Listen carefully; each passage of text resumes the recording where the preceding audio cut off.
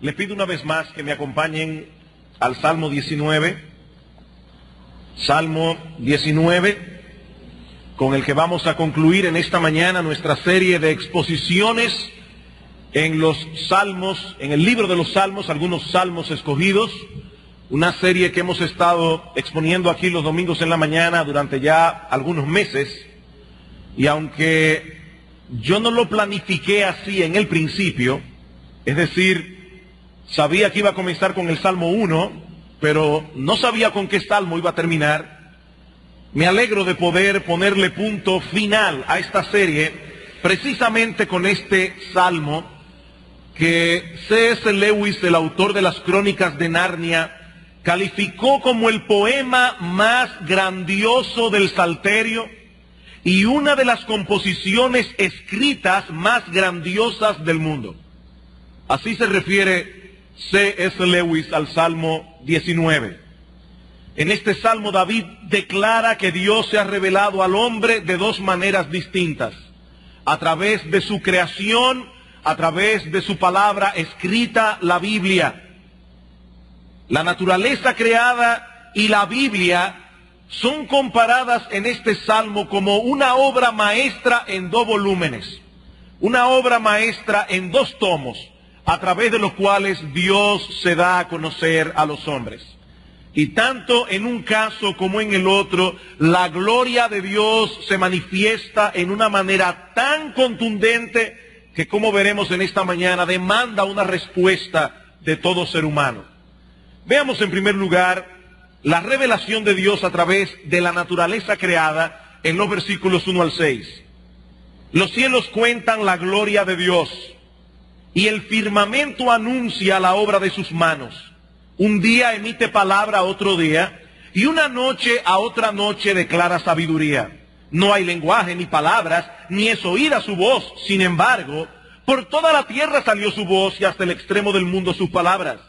En ellos puso tabernáculo para el sol, y éste, como esposo que sale de su tálamo, se alegra cual gigante para correr el camino. De un extremo de los cielos es su salida, y su curso hasta el término de ellos, y nada hay que se esconda de su calor. Hay una novela muy famosa, escrita por Daniel Defoe, titulada Robinson Crusoe. Y en esta novela, el autor narra la historia de un náufrago y su supervivencia en una isla aparentemente inhabitada.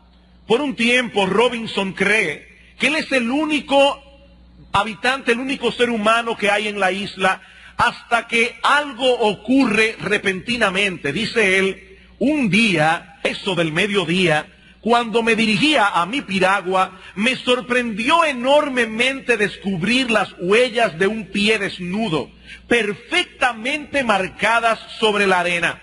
Me detuve estupefacto, como abatido por un rayo, o como si hubiese visto un fantasma. Escuché y miré a mi alrededor, pero no percibí nada. Subí a un montículo para poder observar. Recorrí con la vista toda la playa, a lo largo y a lo ancho, pero no hallé nada más.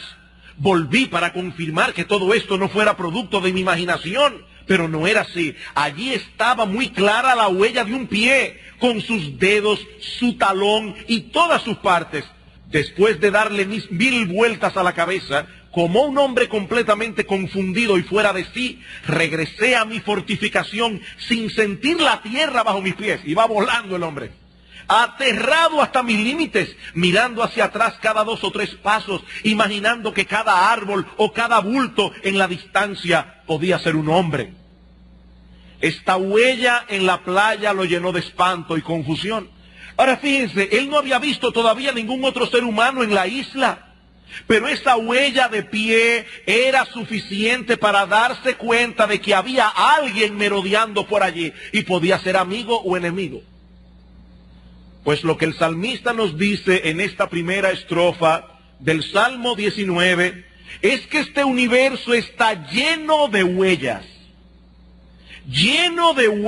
que señalan al Creador. Y no importa que nosotros no podamos verlo con el sentido de la vista, este universo y todo lo que hay en él nos revelan la existencia de un Dios lleno de poder, lleno de sabiduría.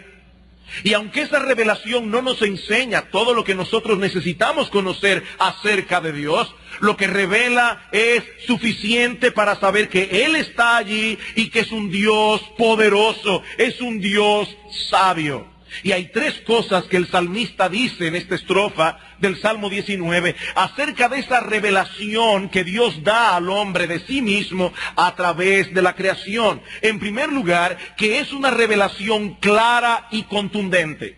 Es una revelación clara y contundente. Los cielos cuentan la gloria de Dios, anuncian, proclaman la gloria de Dios, y el firmamento anuncia la obra de sus manos. No hay que ser un experto en astronomía, no hay que contar con potentes telescopios, porque David no los tenía, para entender el mensaje que los cielos proclaman. Mis hermanos y amigos, a simple vista, todas las maravillas del universo, el sol, la luna, los planetas, las estrellas, las constelaciones, dan a conocer la gloria del Creador. El hecho de que muchos no puedan verlo, no le resta a esa gloria en lo más mínimo ni un ápice de su resplandor. Creo que fue el mismo C.S. Lewis que citamos hace un momento, que dijo una vez que si todos los hombres fueran ciegos, eso no eliminaría la existencia de la luz. La luz existe, la luz está allí, aunque nadie en el mundo pueda verla. Pues de la misma manera, el mensaje de los cielos es lo suficientemente claro y elocuente como para que todos puedan entenderlo, desde el más sencillo de los hombres hasta el más sabio de ellos. Ese es el argumento que usa Pablo en Romanos capítulo 1, versículo 18 en adelante.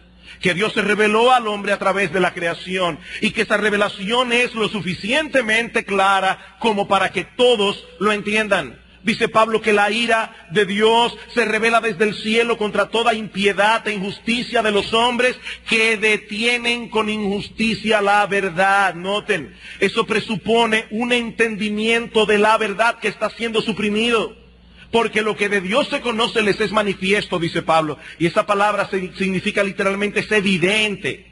Pues Dios se lo manifestó. Porque las cosas invisibles de Él, su eterno poder y deidad, se hacen claramente visibles desde la creación del mundo, siendo entendidas por medio de las cosas hechas.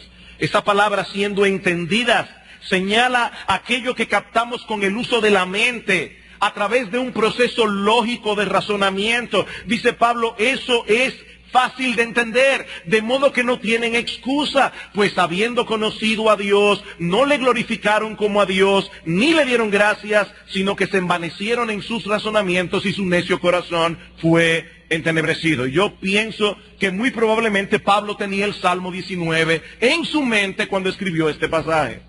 Los cielos cuentan la gloria de Dios. Pero no solo es una revelación clara y contundente, sino también incesante. Incesante. Es un púlpito que funciona todo el tiempo. Dice en el versículo 2, un día emite palabra a otro día y una noche a otra noche declara sabiduría. Es una especie de carrera de relevos, lo que David está describiendo aquí. El día le pasa el bastón a la noche vuelve y se lo pasa al día, de manera que el mensaje es proclamado 24 horas los 365 días del año. Y en un tono lo suficientemente alto como para que todos puedan escuchar. Esa palabra emitir, un día emite palabra, otro día, significa literalmente explotar. Explotar. Puede ser traducida como proferir, rebosar, derramar. Se trata de un mensaje constante y proclamado con un megáfono en alta voz. Hay un poema infantil que dice: Dios hizo los cielos con voces muy claras y te dio los ojos para que escucharas. Ese es un mensaje que se oye con los ojos. ¿Oyeron, niños? Dios hizo los cielos con voces muy claras y te dio los ojos para que escucharas. Dios nos está diciendo algo en su creación acerca de sí mismo. Y lo está diciendo a todos los hombres en todo lugar. Versículos 3 y 4. No hay lenguaje ni palabras, ni es oída su voz, pero por toda la tierra salió su voz y hasta el extremo del mundo sus palabras. El salmista plantea aquí una paradoja. Los cielos no pronuncian palabra alguna, pero hablan. Pero hablan. Su mensaje no se escucha como ustedes están escuchando mi voz en esta mañana. Sin embargo, hasta el extremo del mundo, el firmamento hace oír sus palabras. Queridos hermanos, amigos que están aquí en esta mañana, la creación está allí diciéndonos algo. Y lo que nos dice no es de sí misma. Allí no dice, los cielos declaran la gloria de la creación. O como dijo una vez un famoso sociólogo, Comte, los cielos declaran la gloria de los astrónomos. No, los cielos declaran la gloria de Dios. No su propia gloria, la gloria del Creador. En una forma maravillosa, los cielos despliegan aquellos atributos que hacen de nuestro Dios un ser glorioso, más allá de lo que nuestras palabras pueden expresar. Y como decía hace un momento, no hay que ser un experto en astronomía para descodificar el mensaje. No. Basta contemplar la creación sin prejuicios y nos sobrecoge un sentido de asombro por la magnificencia, el poder, la creatividad del que la hizo. Alguien decía, definitivamente Dios es un ser exquisito. Exquisito. ¿Qué creativo? No sé dónde fue que leí que solamente en la creación se han podido distinguir unos 300 tonos distintos de verde. 300. Dios es un ser creativo. Todas las cosas creadas impactan nuestra mente y nuestro corazón proclamando el mismo mensaje. La gloria de Dios, la gloria de Dios, la gloria de Dios. Y yo sé que este es un argumento que usamos a menudo para predicar el evangelio a los no creyentes. Y está bien que lo hagamos porque es un buen argumento evangelístico. Pablo lo usa en Romanos capítulo 1 como su punto de partida para explicar el evangelio. Pero, mis amados hermanos, de ninguna manera debemos perder de vista que ese mensaje de la creación está destinado para nosotros también. Es un mensaje para todos. La naturaleza creada nos dice algo acerca de ese Dios al que nosotros llamamos nuestro Padre, en virtud de nuestra unión con Cristo por la fe. Él ha puesto allí ese lienzo fantástico, maravilloso, para que tengamos 1001 recordatorios de su poder, de su sabiduría, de su cuidado de las cosas grandes y de las cosas pequeñas, para que pongamos en Él nuestra confianza en medio de las dificultades de la vida. ¿Qué dice el salmista en el Salmo 121? Alzaré mis ojos a los montes, ¿de dónde vendrá mi socorro? Mi socorro viene de Jehová, que hizo los cielos y la tierra. He ahí el argumento. Él hizo los cielos y la tierra.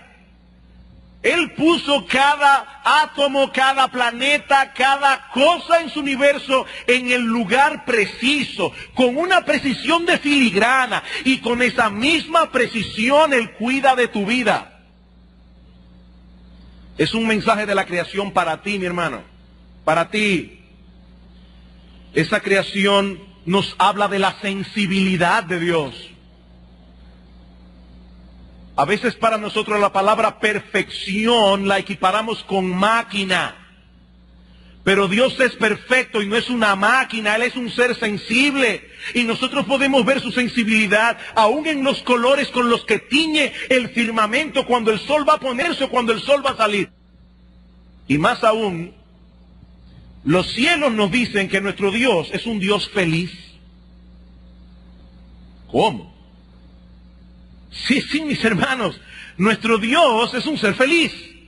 Noten la ilustración que usa David en el versículo 5 y 6. En ellos, en el firmamento, puso tabernáculo para el sol, y como esposo que sale de su tálamo, se alegra cual gigante para correr el camino. De un extremo de los cielos es su salida y su curso hasta el término de ellos, y nada hay que se esconda de su calor. David compara al sol con un esposo que se levanta reposado, descansado por la mañana, listo para comenzar el día, y como un hombre vigoroso y fuerte, ansioso y contento de poder correr su carrera. Dios puso allí ese sol juguetón en el firmamento. Es una figura muy hermosa, que nos habla de poder, de energía, y nos habla de gozo también. Eso también es parte de lo que los cielos nos cuentan acerca de la gloria de Dios. Nuestro Dios es feliz, nuestro Dios se deleita en lo que hace. Por eso en el capítulo 1 de Génesis hizo tal cosa y vio Dios que era bueno. Él vio lo que había hecho y dijo, es bueno, me alegro en haberlo hecho. Los cielos cuentan la gloria de Dios. Dios es un Dios feliz. Es por eso que David nos dice en otro salmo que en la presencia de Dios hay plenitud de gozo, delicias a su diestra para siempre. Y mis hermanos amados, yo creo que todos nosotros debemos poner más atención al libro de la creación, porque esa creación nos dice muchas cosas acerca de nuestro Padre que está en los cielos. Hace muchos años atrás, estaba sumamente cargado con algo que estaba sucediendo, muy preocupado, y me fui a caminar. Y de repente pasé por un solar donde habían unas flores silvestres. Y a mí se me ocurrió arrancar una de esas flores silvestres y observarla con atención. Y cuando yo miré de cerca todos esos pétalos, todas esas líneas que van paralelas a través del tallo, un diseño definitivamente exquisito, no tengo otra palabra. ¿Saben qué? Mi turbación comenzó a irse, porque yo sabía que el Dios que había hecho esta flor silvestre es el Dios que estaba cuidando de mí. Los cielos cuentan la gloria de Dios. Pero a pesar de ese despliegue de la gloria de Dios que nosotros vemos en la creación, aún así la naturaleza creada no nos enseña todo lo que necesitamos conocer acerca de su persona, acerca de sus obras, acerca de su voluntad para con nosotros. Es por eso que Dios también se reveló en las Escrituras. Un libro perfecto y sin error que David pasa a describir en los versículos 7 al 11. Y hay 6 declaraciones en esta segunda estrofa del Salmo que revelan las excelencias de la palabra escrita de Dios y el efecto que esa palabra produce en aquellos que se apropian de ella. Versículo 7, la ley de Jehová es perfecta que convierte el alma. En este caso, la palabra ley, que es la palabra hebrea Torah, no señala principalmente la ley de Moisés o el Pentateuco, los primeros 5 libros de la Biblia, sino que se trata más bien de una referencia a toda la revelación escrita de Dios. La palabra Torah significa enseñanza, y lo que quiere enfatizar es la naturaleza didáctica de la palabra de Dios. ¿Y qué dice David acerca de esa revelación que nosotros tenemos en las Escrituras? David señala que es perfecta. Perfecta. Y esta palabra puede ser traducida también como completa, exhaustiva, suficiente. La idea que transmite es que las Escrituras cubren todos los aspectos de un asunto. Todos los aspectos. Un comentarista dice: esta ley es perfecta en el sentido de que mira todos los ángulos, de tal manera que cubre todos los aspectos de la vida. En ella no hay redundancia, en ella no hay omisión. Ella cubre todos los aspectos de la vida que son necesarios para nosotros conocer como creyentes. Todos. ¿Y cuál es el efecto que produce esa palabra perfecta en nosotros? Dice David, que convierte el alma. Y esa palabra puede ser traducida revive, restaura, transforma, hace que el hombre retorne o sea restaurado al lugar del cual se apartó por causa de su pecado. Eso es lo que hace la Biblia. La palabra de Dios puede restaurar al hombre pecador para que éste se vuelva de sus pecados a Dios. No simplemente adecentarlo en su apariencia externa. No, eso no es lo que hace la Biblia. Es transformar su alma, su nefesh, como dice la palabra hebrea, su hombre interior, su verdadero yo, la misma raíz de su personalidad. Es perfecta, que convierte el alma. Alguien ha parafraseado el texto de este modo: la Escritura es tan poderosa y abarcadora que puede convertir o transformar a la persona completa, cambiar a alguien para que llegue a ser la persona que Dios quiere que sea. Solo la palabra de Dios puede hacer esto en la vida de un hombre, porque la palabra de Dios es exhaustiva, la palabra de Dios es perfecta. Algunas personas nos dicen en el día de hoy: ¿es la Biblia la palabra de Dios?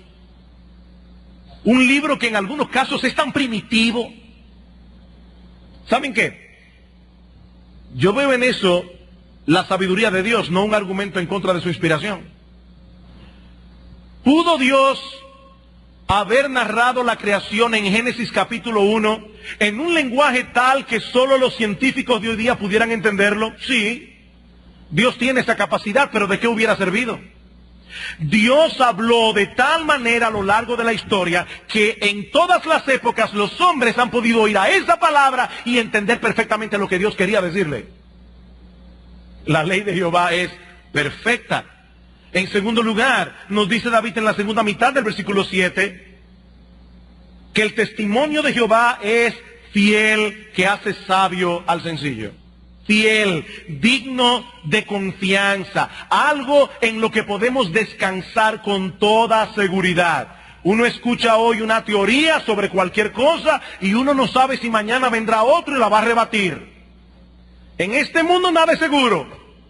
La palabra de Dios sí lo es. La palabra de Dios no necesita ser editada, no hay que hacerle nuevas ediciones, porque Dios no cambia de forma de pensar. Es un testimonio fiel, fidedigno de la verdad. Es un testigo confiable de quién es Dios. Es un testigo confiable de lo que Él ha hecho, hace y hará por nosotros. Es un testigo confiable de su voluntad en nuestras vidas. Mis amados hermanos, nosotros podemos construir un edificio seguro sobre el testimonio de la Biblia, porque es un fundamento estable, inamovible. Esa es la idea que David nos transmite aquí. ¿Y cuál es el efecto que ese testimonio seguro y fiel produce en nosotros? Dice David: hace sabio al sencillo. Hace sabio al sencillo. Fantástica la idea aquí. La palabra sencillo significa una puerta abierta. Una puerta abierta.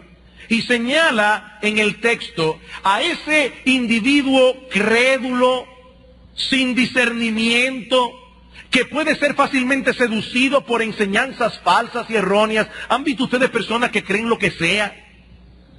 Bueno, ese es un individuo simple, sencillo. Bueno, la palabra de Dios puede tomar a un hombre así y volverlo sabio. Convertirlo en un hombre que no solo posea la información correcta, sino que sepa cómo usar esa información en el momento preciso para vivir una vida piadosa delante de Dios y de los hombres. Hace sabio al sencillo. La palabra de Dios hace competente al hombre para que pueda enfrentar con prudencia y sabiduría los embates de la vida. Por eso dice David, o el escritor del Salmo 119, me has hecho más sabio que mis enemigos con tus mandamientos, porque siempre están conmigo. Más que todos mis enseñadores he entendido, porque tus testimonios son mi meditación. Más que los viejos he entendido, porque he guardado tus mandamientos. La palabra de Dios hace sabio al sencillo. En tercer lugar, David dice en el versículo 8, los mandamientos de Jehová son rectos que alegran el corazón. Alegran el corazón. No solo son rectos porque fueron establecidos por una autoridad legítima, en este caso la autoridad de Dios, sino que son rectos y justos en sí mismos. La palabra de Dios es el mapa que nosotros debemos seguir para no salirnos de la ruta. Ella nos traza el camino por donde debemos andar. Muchas personas se sienten hoy día perdidas por falta de dirección y propósito.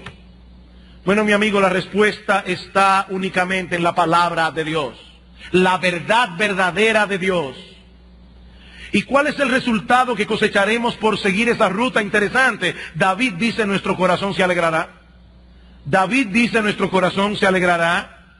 Por cuanto nos guía por un camino recto y seguro, el resultado de apegarnos a la palabra de Dios es nuestra propia felicidad, nuestro gozo, una vida plena y bienaventurada, no importa lo que suceda a nuestro alrededor. Y decía hace un momento que eso es interesante notarlo, porque muchos asocian la rectitud ¿con qué? Con el aburrimiento, con una vida insípida, poco emocionante. Pero mi amigo, esa es otra de las mentiras con que el enemigo de nuestras almas entretiene a los hombres alejados de Dios hasta llevarlos a compartir con Él una vida de miseria sin fin en el infierno. Eso es una mentira. No, mi amigo, la vida plena y dichosa no se encuentra en el pecado. Dice la Biblia claramente que el pecado es un engaño, porque el pecado promete más de lo que puede dar realmente. El pecado te dice, tomar por el principio de las Escrituras es el camino más largo. Yo te estoy enseñando un atajo. Pero todo el que coge por ese atajo, tarde o temprano se da cuenta que lo engañaron. El pecado solo trae miseria y desgracia al hombre. No, los mandamientos del Señor, porque son rectos, alegran el corazón. Alegran el corazón. ¿Ustedes creen que un hombre que puede vivir con una sola mujer y hacer feliz a esa mujer por toda la vida y esa mujer hacerlo feliz a él es más desgraciado que el individuo que tiene que andar de puerta en puerta buscando otras emociones? No, eso le desgracia la vida a un montón de personas. Los mandamientos de Jehová son rectos, esos alegran el corazón. En cuarto lugar, dice David, el precepto de Jehová es puro, que alumbra los ojos. Y esta palabra que se traduce aquí como puro, puede traducirse también como radiante, claro, iluminador. Es por eso que alumbra los ojos. La palabra de Dios provee luz y entendimiento, claro, para aquellos que desean vivir rectamente. Es indudable que hay cosas en la Biblia que son difíciles de interpretar. El mismo apóstol Pedro dice eso acerca de las cartas de Pablo, en 2 de Pedro capítulo 3, versículos 15 al 16. Sin embargo, tomando la Biblia como un todo, nosotros podemos decir que la Biblia no es un libro confuso. Su mensaje está claro. Tan claro que precisamente por eso es que el hombre lo rechaza. Dice el doctor MacArthur, por su absoluta claridad, la Escritura trae entendimiento donde hay ignorancia, orden donde hay confusión, luz donde hay tinieblas espirituales y morales. Y el comentarista Plummer dice, las doctrinas de las Escrituras nos muestran lo que debemos creer, sus preceptos lo que debemos hacer, sus amenazas lo que debemos evitar, sus promesas lo que debemos esperar. Y hasta donde estas cosas son necesarias para nuestra salvación, son maravillosamente claras. No hay que saber griego para entender lo que dice la Escritura, por cuanto todos pecamos y estamos destituidos de la gloria de Dios. No hay que saber griego para entender que de tal manera amó Dios al mundo que ha dado a su Hijo unigénito para que todo aquel que en Él cree no se pierda, mas tenga vida eterna. No hay que ser un experto. Es claro el mensaje, clarísimo. En quinto lugar nos dice David que el temor de Jehová es limpio, que permanece para siempre. Esta palabra temor se usa aquí como sinónimo de reverencia, la reverencia que debemos tener por la grandeza de Dios. No es ese temor que nos mueve a huir de Dios, sino más bien a adorarle y reverenciarle. Y solo la palabra de Dios nos enseña cómo podemos adorar a ese Dios de una manera apropiada. ¿Por qué? Porque solo a través de la palabra podemos conocerle a Él apropiadamente. Esta palabra es limpia, dice David. Lo que significa que es carente de impureza, corrupción o imperfección. No hay defecto en la Biblia. No hay defecto en la Biblia. Es perfecta.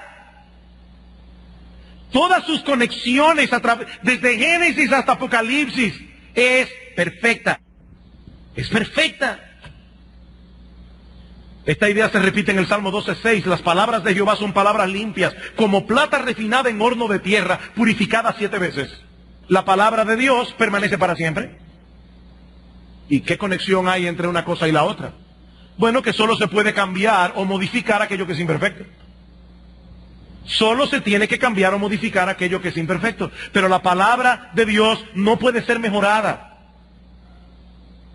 De hecho, ¿saben que eso es algo que me llama la atención de cómo la Biblia describe a Dios? Si los autores de la Biblia hubieran sido hombres comunes y corrientes, probablemente a algunos se le hubiera chispoteado un comentario acerca de Dios como el siguiente: Señor, tú eres cada vez mejor.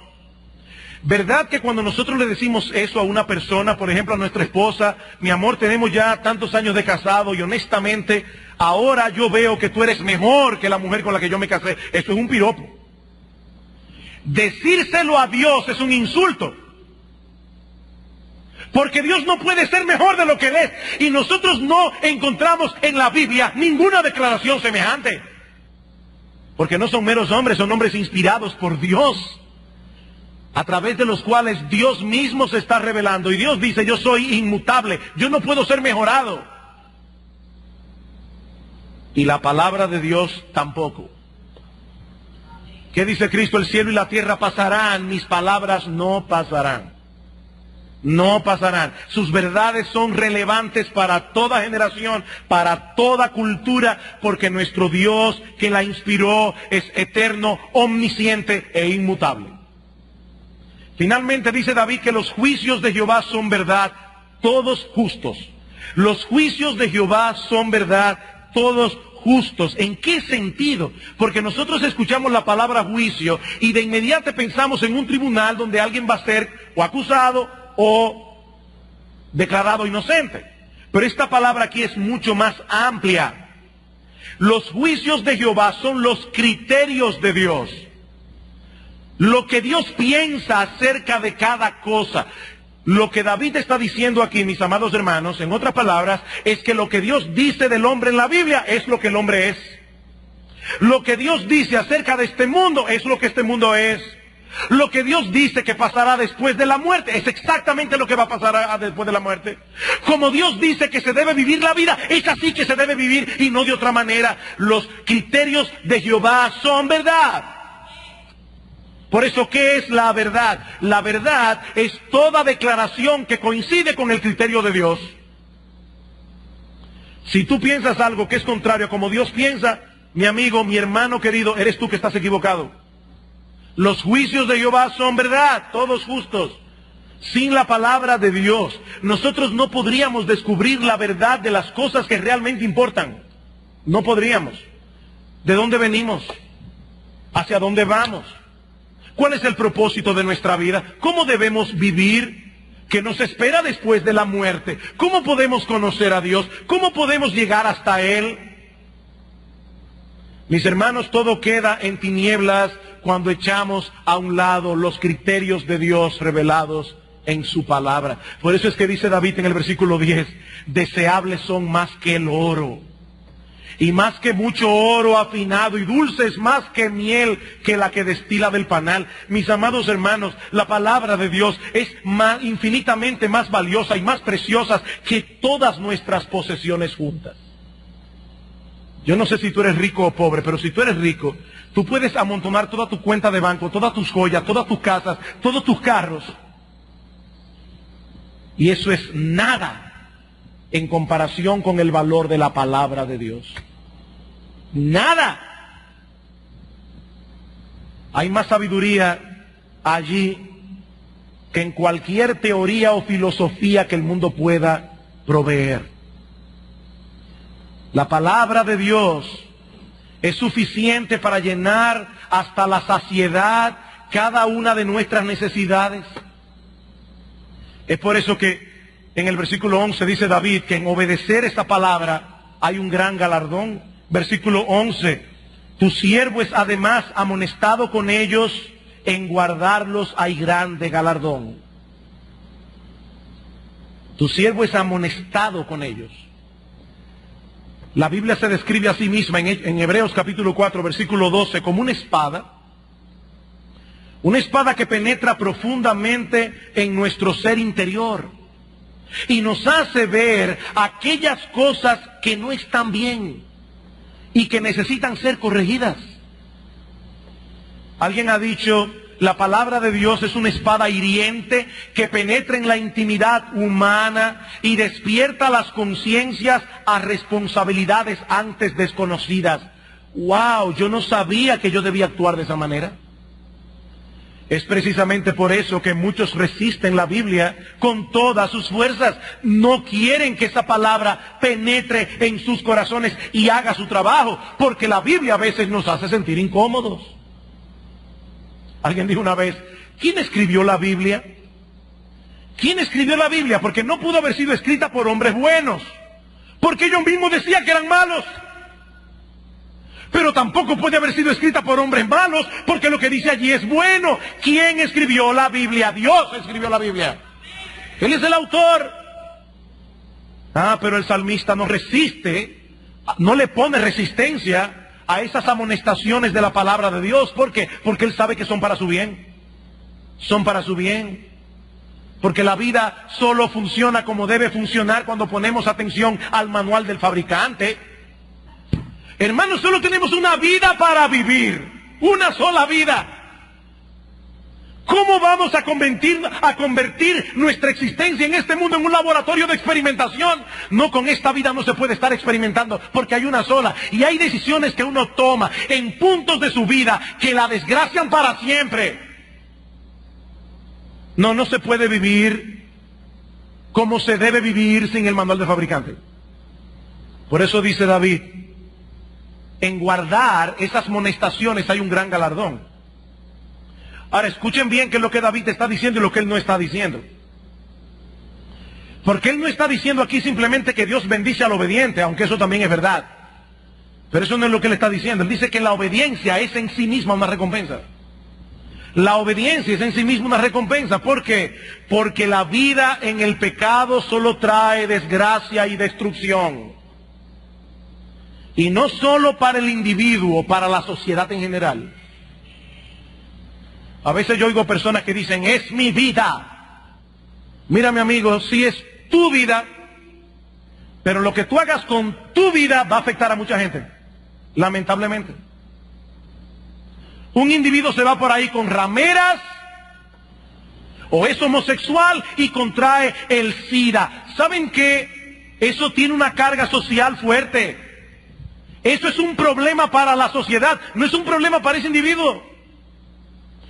Sí es tu vida, pero lo que nosotros hacemos con nuestra vida afecta a mucha gente. Sí es tu vida, pero la palabra de Dios es la que nos traza el camino que nos permitirá tener una vida bienaventurada, una vida útil de este lado de la eternidad, y al mismo tiempo nos conduce con seguridad hasta la casa de nuestro bendito Padre Celestial. Yo quisiera poder transmitir esto de la mejor manera posible. Nosotros tenemos un tesoro en nuestras manos, y no es un tesoro para ser observado como lo que nosotros contemplamos en la vitrina de los museos. La Biblia es un tesoro. Un tesoro. Es un instrumento de gracia por medio del cual Dios nos habla para pastorearnos, para corregirnos, para consolarnos, para reavivarnos. Mi amado hermano, honestamente, ¿qué tanto te estás empapando de la palabra de Dios? ¿Qué tanto domina esa palabra tu proceso de pensamiento? Veíamos en la clase de escuela dominical del esposo completo. Tu esposa te hace algo, estás molesto, ella está molesta. ¿Qué vas a hacer? ¿Pagarle mal por mal? ¿O vas a traer a tu mente Romanos capítulo 12? No os venguéis vosotros mismos, amados míos, dejad lugar a la ira de Dios, no paguéis a nadie mal por mal. ¿Qué te va a dominar en ese momento? ¿La palabra de Dios o tus propios criterios? Mis hermanos, la Biblia no actúa de una manera mágica. Es nuestro deber leer las Escrituras, estudiar las Escrituras, meditar en las Escrituras, memorizar las Escrituras, y luego pasarnos el día completo conectando la Biblia con todo lo que nos ocurre en nuestra vida diaria.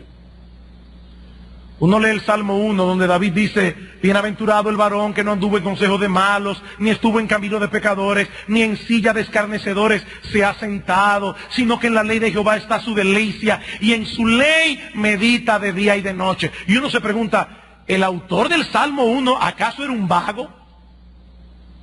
¿Era un vago este hombre que se podía pasar el día entero meditando en la palabra de Dios? No, este hombre era un rey y estaba muy ocupado. ¿Cómo podía meditar constantemente en la palabra de Dios? Muy sencillo, conectando la Biblia con todo lo que le pasaba. Pero ahora en los versículos 12 al 14, ya hemos visto la revelación de Dios en la naturaleza, la revelación de Dios en las Escrituras. Ahora veamos la respuesta del creyente a la revelación de Dios. Y nosotros vemos aquí al salmista consciente de su propia debilidad. Por eso concluye acercándose a él en oración. Versículo 12, ¿quién podrá entender sus propios errores? Líbrame de los que me son ocultos.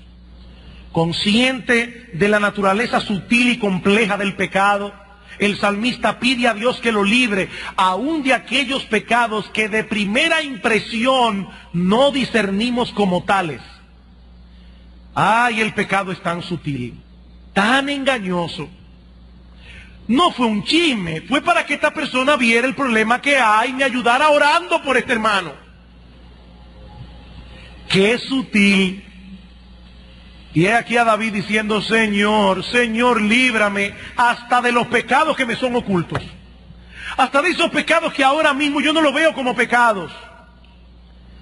Pero él pide también que sea librado de aquellos pecados que cometemos con una rebeldía consciente. Preserva también a tu siervo de las soberbias. Esa palabra soberbia, esa es la idea que da, una rebeldía consciente, que no se enseñoreen de mí, entonces seré íntegro y estaré limpio de gran rebelión. Mis hermanos, no es cierto que muchas veces nosotros sabemos lo que la Biblia dice respecto a ciertas cosas y aún así nos obstinamos en nuestro curso de acción, en abierto desafío a la ley de Dios. ¿No es cierto eso? David está consciente de que tales pecados poseen un potencial enorme de peligros. Noten cómo él dice ahí: Señor, líbrame para que esas cosas no se enseñoreen de mí y yo pueda ser un hombre íntegro. Para que esas cosas no me dominen. Dice un comentarista, este tipo de pecado produce un efecto esclavizante de la voluntad.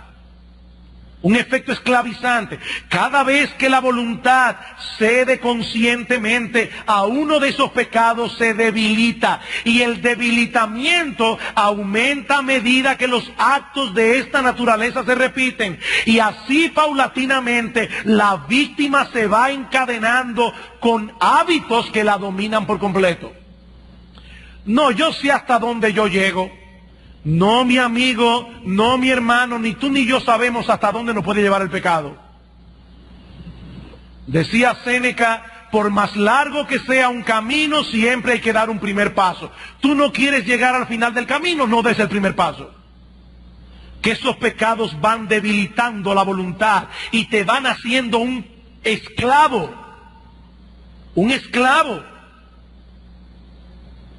Pero el salmista no solamente ora a Dios, sino que apela a Él como su protector y salvador. Versículo 14, sean gratos los dichos de mi boca y la meditación de mi corazón delante de ti, oh Jehová, roca mía y redentor mío. Él no está diciendo simplemente tú eres una roca, no, tú eres mi roca. No es que tú eres un redentor, es que tú eres mi redentor, mi salvador. Ahora noten cómo el salmista se da cuenta de que la mente es la fábrica donde se conciben los deseos, las ideas, los pensamientos que terminarán dominando la voluntad, para bien o para mal. Es aquí que se fabrica esos pensamientos, esas ideas, esos deseos que dominarán tu voluntad, para bien o para mal. Por eso acude a Dios para que le conceda la gracia que él necesita para salir victorioso en esta batalla con los pensamientos. Él sabe que ese Dios glorioso que se revela en la creación y en la Biblia no solo nos lleva a ver nuestro pecado, sino que se presenta a sí mismo como aquel que puede perdonarnos, librarnos de la esclavitud del pecado, concedernos gratuitamente el don de la vida eterna por medio de la fe en su Hijo, nuestro Señor Jesucristo. Los cielos proclaman su existencia y la gloria de Dios. La Biblia anuncia y ofrece su gran salvación, comprada con la sangre de su precioso Hijo. Mi amigo, qué mensaje tan maravilloso. El Creador se ha hecho accesible al hombre.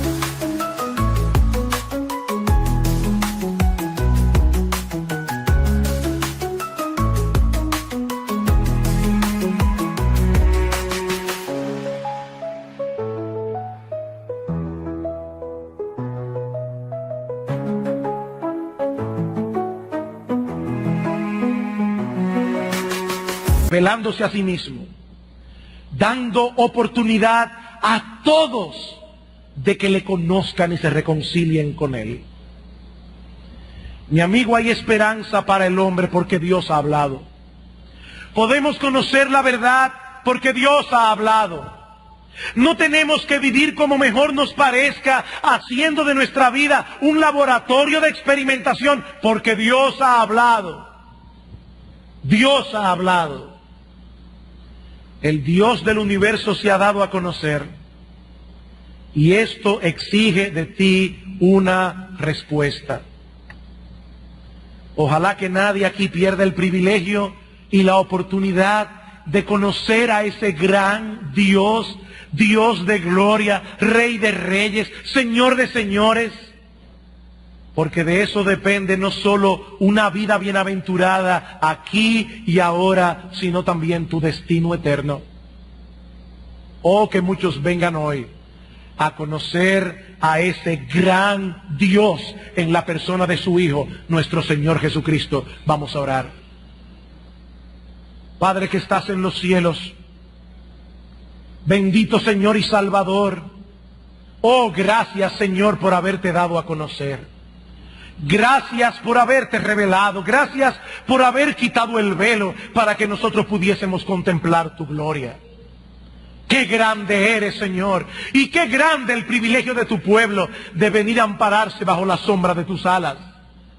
Pero es nuestra petición en esta mañana que tu Espíritu Santo obre en muchos, atrayéndolos con cuerdas de amor a la cruz del Calvario, y que ellos vengan también a refugiarse bajo esa roca de los siglos en la cual nosotros podemos descansar. Alabado seas y alabado sea Cristo, en cuyo nombre pedimos estas cosas. Amén.